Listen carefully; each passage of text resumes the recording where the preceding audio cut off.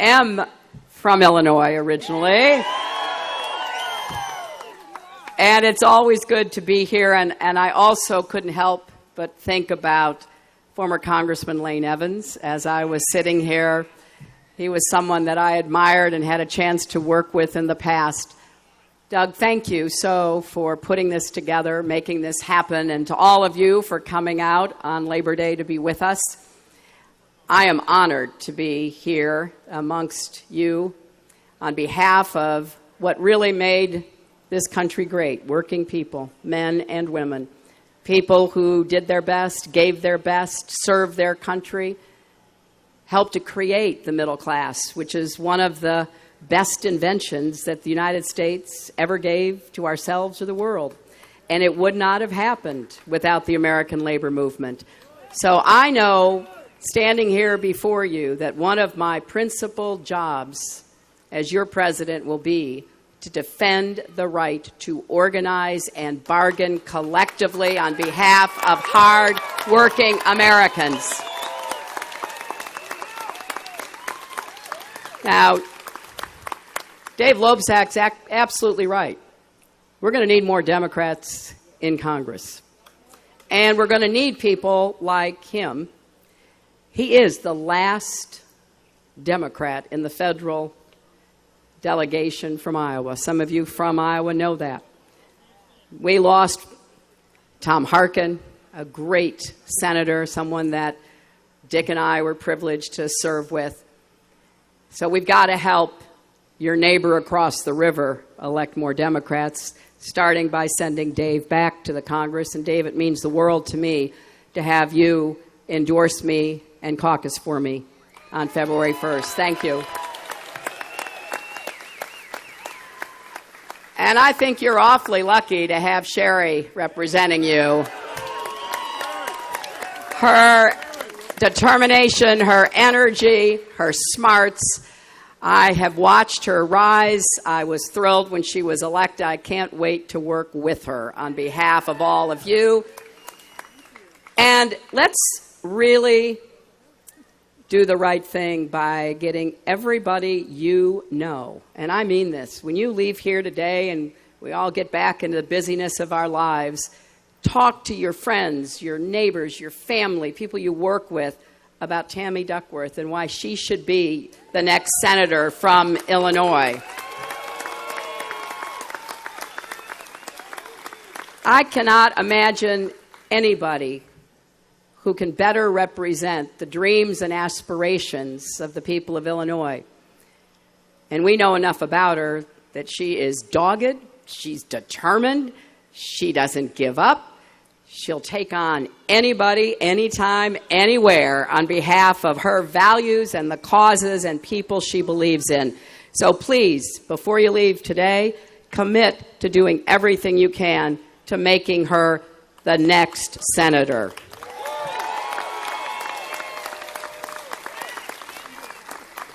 And I know Dick Durbin will be happy about that. He has been the biggest advocate for Tammy for all those 12 years. I can remember when he talked to some of us in the Senate about this amazing young woman who was going to run for Congress. You know, you're lucky to have Senator Durbin representing you, and he has the best combination of a head and a heart that you can find. He's obviously incredibly smart, but he also really feels things deeply. And I can't wait to work with him. I enjoyed working with him when I was in the Senate for 8 years. And I'm really looking forward to working with him when he represents you and we fight together to make sure that our country lives up to the dreams that we should be able to offer to every one of our people. You know, I'm running for president because I believe that we have a very big challenge facing us right now.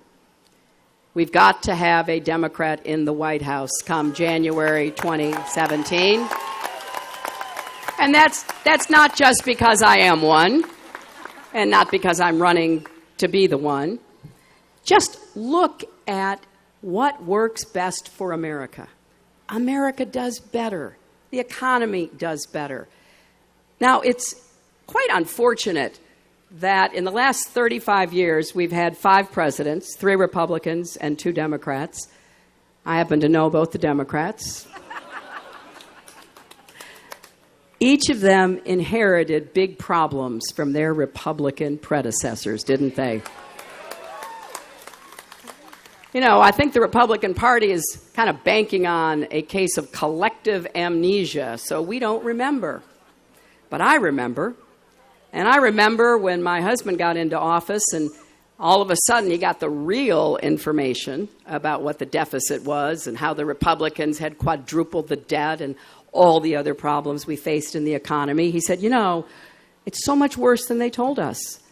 And then he got to work. And it wasn't easy. It never is.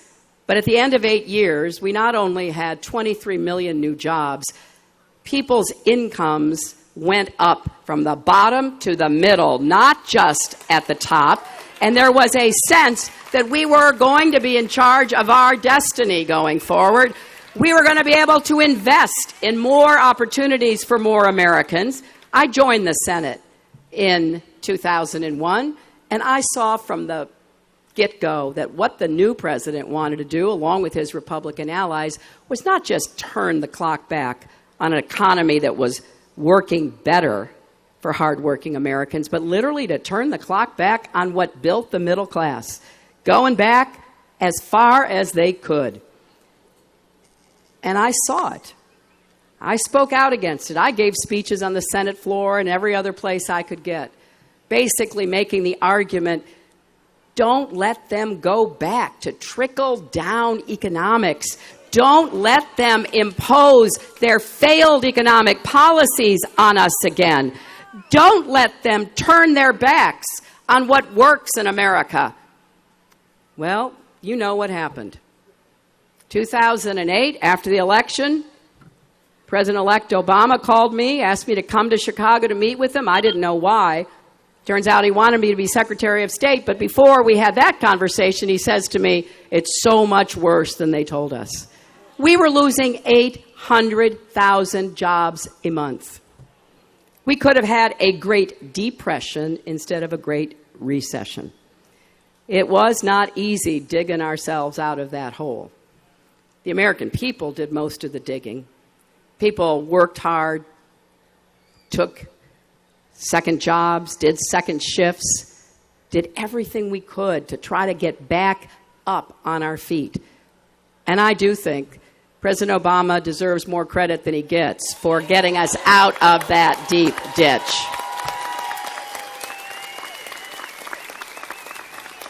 So, you know, we're standing, but we're not yet running the way America should. And why is that? Because the deck is stacked in favor of those at the top.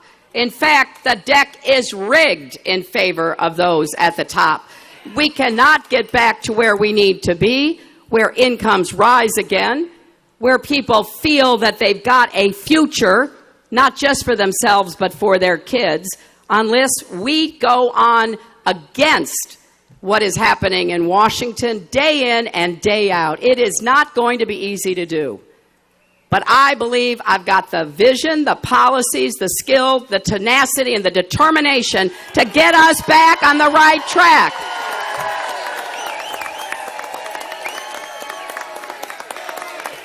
And I'll tell you, at the center of what I intend to do as your president is to raise incomes. That is the defining economic challenge we face. Obviously, we have to raise the minimum wage. There's no doubt about that. And it's got to go up so that people have a decent life and they work full-time and they're not still in poverty. But that's not enough. We've got to get equal pay for equal work. Now, if you really look at the economy and you realize that we're stalled for a lot of people, one of the reasons is because women who are working hard are not getting paid equally. This is not a woman's issue. This is a family issue. This is an economic issue.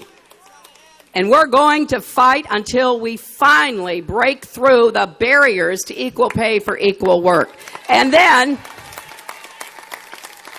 We need to make it possible for women and men and young families to be able to work by having affordable quality child care, by having earned paid sick days, paid family leave, the kind of support that they need to be able to go to work and stay at work. There is no doubt that we can create more jobs, but we've got to make it easier for people who are caring for babies or caring for aging relatives to be able to take those jobs. I was very proud that President Obama said today he is going to require federal contractors to provide 7 days of earned paid sick leave.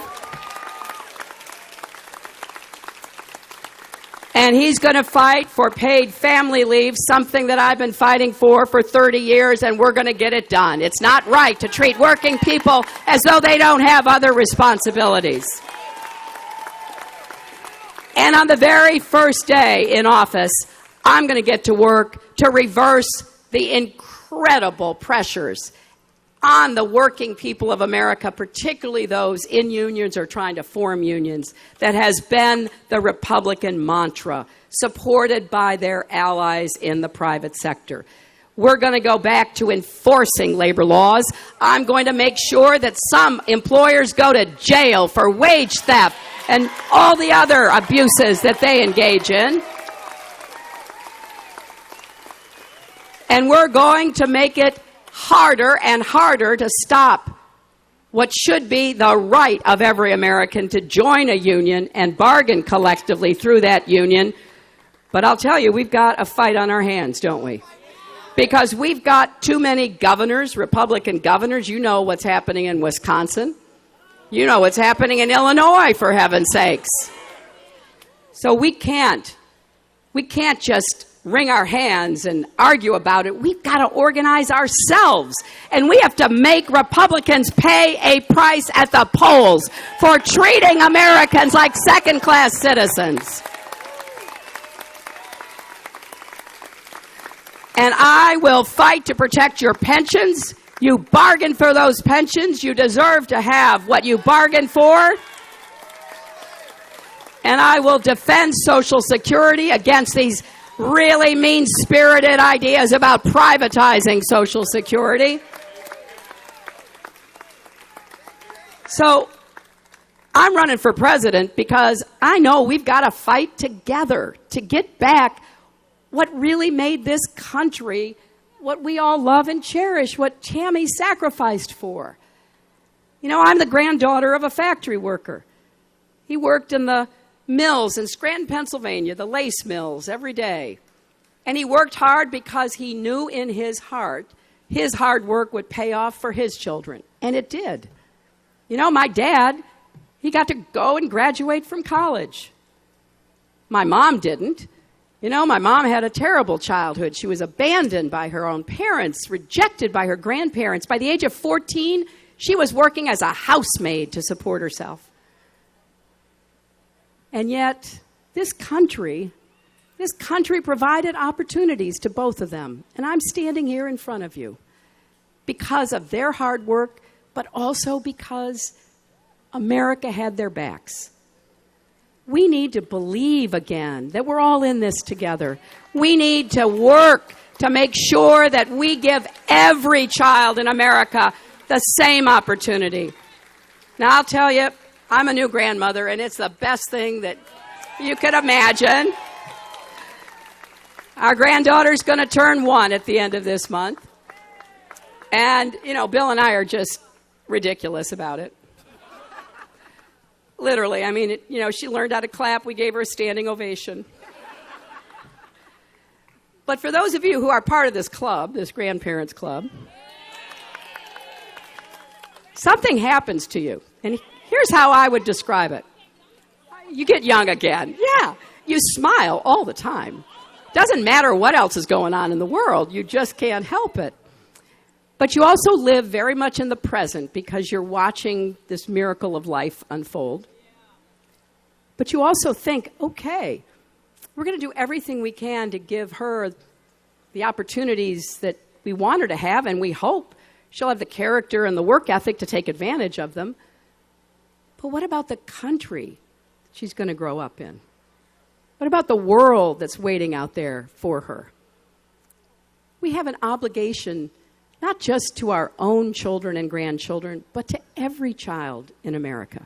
You see, I don't believe that you should have to be the grandchild of a former president to be able to make the most out of your talent and your hard work. I think you should be able to be the granddaughter of a factory worker or the grandson of a trucker. You should be able to believe that you will go as far as Tammy has and Dave has and Dick and Sherry and I. But it's not going to happen just because we want it to happen. It can only happen by electing leaders who will fight for you every single day and making sure that we get results that will turn this country around. If you will help me, I will make it my mission to do just that. Thank you, and God bless you.